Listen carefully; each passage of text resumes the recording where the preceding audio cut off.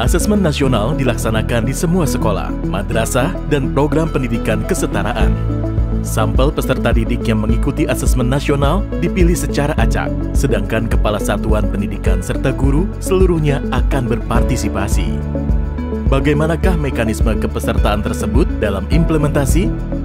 Peserta didik akan mengerjakan 4 instrumen: asesmen literasi membaca, survei karakter, asesmen numerasi, serta survei lingkungan belajar.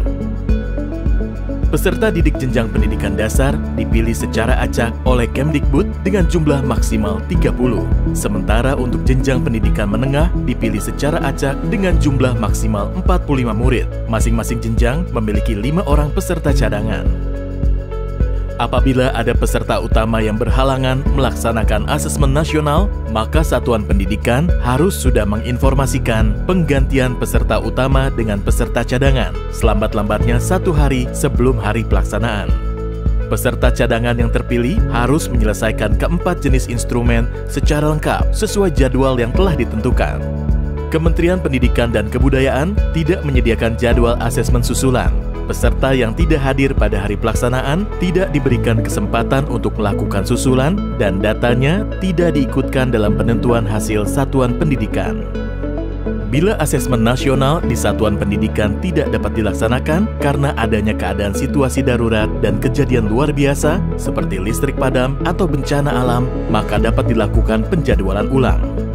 Terkait pelaksanaan survei lingkungan belajar oleh guru dan kepala satuan pendidikan, beberapa hal perlu diperhatikan. 1.